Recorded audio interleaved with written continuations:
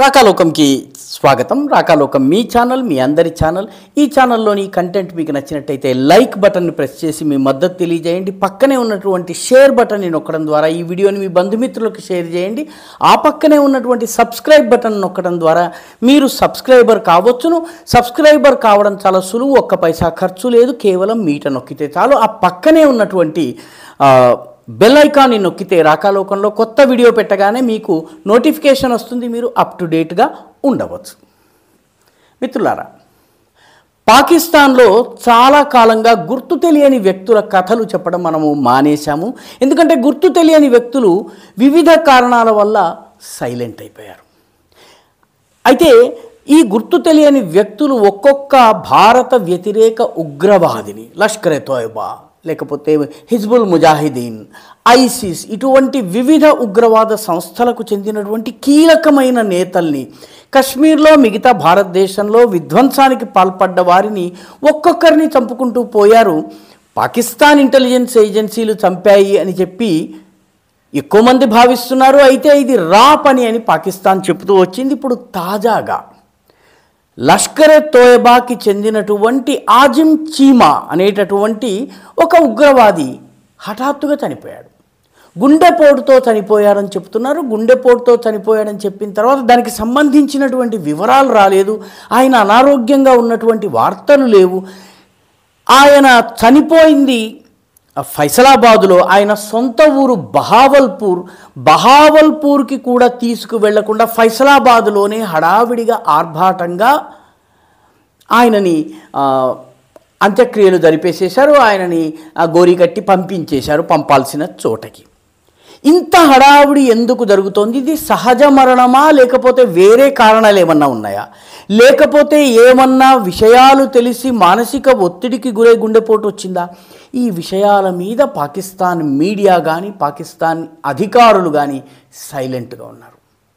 అయితే మన దృష్టి ఆలోచిస్తే ఆజమ్ చీమా ఎవరు? ఆజమ్ చీమా ఏదో మామూలుగా ఒక తుపాకీ పట్టుకుని భారతదేశంలోకి వచ్చి 4 ఐఈడీలు పెట్టి, బాంబులు పెట్టి, 4 కిడ్నాప్లు, 5 హత్యలు చేసేసి తిరిగి వెళ్ళిపోయినటువంటి మామూలు సగటు ఉగ్రవాది కాదు. ఆయన లష్కర్ ఎ తోయబా యొక్క ఇంటెలిజెన్స్ చీఫ్.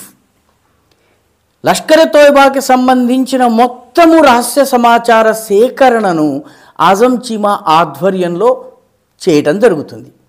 రెండవది, ఈ లష్కర్ ఎ తోయబాకి ఇంటెల్ చీఫ్గా ఉన్నటువంటి ఆజమ్ చీమా తన జీవితాన్ని సోవియట్ యూనియన్లో రష్యన్ సేనలకు వ్యతిరేకంగా ఒక జిహాదీగా ప్రారంభించారు. సోవియట్ యూనియన్ నుంచి రష్యా వైదొలిగిన తర్వాత ఆయన తన దృష్టిని లష్కర్ ఎ తోయబాలో చేరిన తర్వాత కశ్మీర్ పైన దృష్టి పెట్టారు. ఈయనను ట్రైన్ చేసినటువంటి వ్యక్తి పేరు అబ్దుల్లా ఆజమ్. ఈ Abdullah Azzam Osama bin Laden ముఖ్య అనుచరుల్లో ఒకడు. ఒసామాతో పాటు ఆఫ్ఘనిస్తాన్కి వచ్చినటువంటి నాయకుల్లో ఒకరు. కాబట్టి చాలా కీలకమైన వ్యక్తి దగ్గర నుంచి ఇతను ఇంటెలిజెన్స్ విద్య నేర్చుకున్నాడు. ముఖ్యంగా మ్యాప్ రీడింగ్లో, కార్టోగ్రఫీ అంటారు. సైనికులకి ముఖ్యంగా మ్యాపులు ఇచ్చి పంపించినప్పుడు ఆ మ్యాపుల ఆధారంగా వాళ్ళు తమ ఆపరేషన్స్ నిర్వహిస్తారు. మంచి సైనికుడు మ్యాప్ రీడింగ్లో దిట్ట. ఈ ఆజమ్ చీమా మ్యాప్ రీడింగ్లో ఎంత దిట్ట అంటే, ఇతను ఒక మ్యాప్ గనక ఇంటెలిజెన్స్ డిపార్ట్మెంట్ నుంచి తన దగ్గరికి వస్తే ఆ మ్యాప్ ఆధారంగా వీధులు, ఇళ్ళు, ఆ ఏ సందులో ఏముంది, ఎక్కడ పార్క్ ఉంది, ఎక్కడ గుహ ఉంది, ఎక్కడ అడవి ఉంది, ఆ చెట్లు ఎంత దట్టమైనవి, వీటన్నిటినీ కూడా ఆయన అధ్యయనం చేసి అర్థం చేసుకుని వివరించగలడు, వ్యూహరచన చేయగలడు. ఇతను మొట్టమొదట ఇతని వ్యూహరచన కి బలైనటువంటి నగరం 2006లో ముంబై నగరం. 2006లో రైళ్లలో బాంబు పేలుళ్లు జరిగినాయి. ఈ బాంబు పేలుళ్లలో 188 మంది చచ్చిపోయారు, 800 మంది గాయపడ్డారు. అంటే దాదాపు సగం ట్రైను గాయపడటమో చనిపోవడమో జరిగిందని మనం భావించవచ్చు.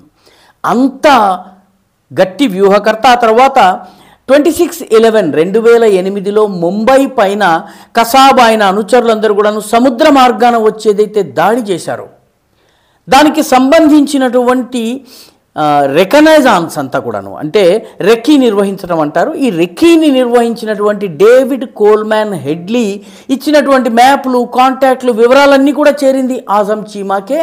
ఆజం చీమా ఆధ్వర్యంలోనే వీళ్లకు ఎలా వెళ్ళాలి, ఏ ప్లేస్కు వెళ్ళాలి, ఆ ప్లేస్లో ఉన్నటువంటి హోటల్లో రూమ్స్ ఏ రకంగా ఉంటాయి, లేకపోతే చబాద్ హౌస్లో ఎలా ఉంటుంది, నారిమన్ పాయింట్ ఎలా ఉంటుంది, వీళ్ళకంతా కూడాను ట్రైనింగ్ ఇచ్చి పంపినటువంటి వాడు ఈ ఆజం చీమా. అంటే ఎంత ఇంపార్టెంటో అర్థం చేసుకోండి. ఈ ఆజం చీమా ముంబాయి పేలుల్లో 166 మంది చావుకి కారణమయ్యాడు. 24 దేశాలకు చెందినటువంటి వాళ్ళు, ఇందులో 6 అమెరికన్స్ ఉన్నారు. అందుకని అమెరికా కూడా ఆజం చీమాను కోరుతోంది, అతన్ని పట్టి ఇవ్వాలని చెప్పి అతను ఒత్తిడి తెస్తోంది అమెరికా మీద. కాబట్టి ఇతను అంత కీలకమైన ఉగ్రవాది. కేవలము వ్యూహరచన, మ్యాప్ పాయింటింగ్, లేకపోతే మ్యాప్ రీడింగ్, ఇటువంటి స్కిల్స్, ఇంటెలిజెన్స్ గ్యాదరింగ్, ఆపరేషన్స్ నిర్వహించడమే కాదు, ఇతను లష్కరే తోయబాలో 2 కీలకమైన మార్పులు తీసుకొచ్చాడు. చాలామందికి తెలియని విషయం. మొట్టమొదటిది ఏంటంటే, లష్కరే తోయబాకు సంబంధించినటువంటి ఒక 24 పేజీల పల్సటి మంత్లీ మ్యాగజైన్ని ప్రారంభించారు. హమ్ మాయే హై లష్కరే తోయబాకే, అంటే మేము లష్కరే తోయబా యొక్క తల్లులు. అంటే దీనిలో లష్కరే తోయబా యొక్క చనిపోయినటువంటి